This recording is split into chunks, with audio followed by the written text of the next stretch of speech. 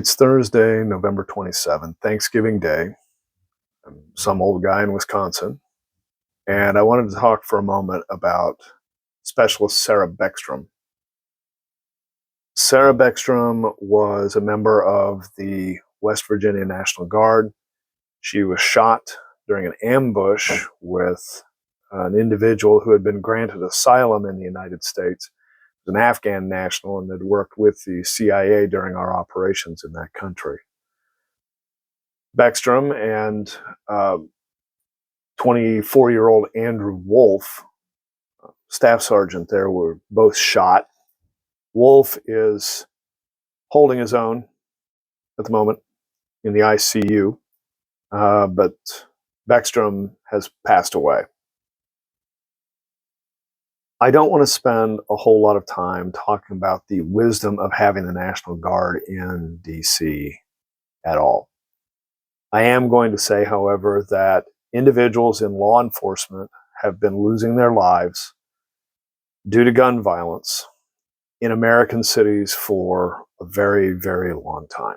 And as troubling as it is to think about a member of our military being gunned down on the street, it should be no worse in our minds than if a police officer is gunned down in the streets.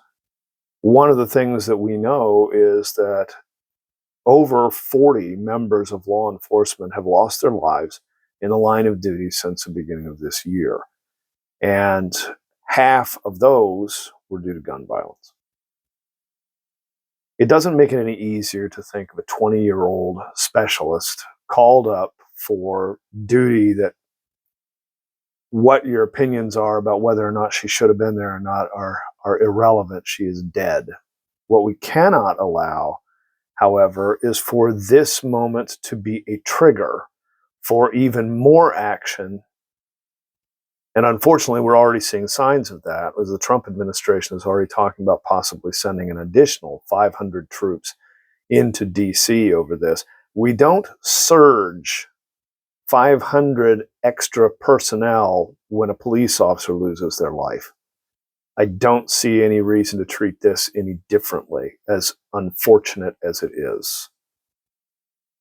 So again, Sarah Beckstrom is dead, but we should not use this as a trigger for more authoritarian moves by a government that's already shown all too willingness to do.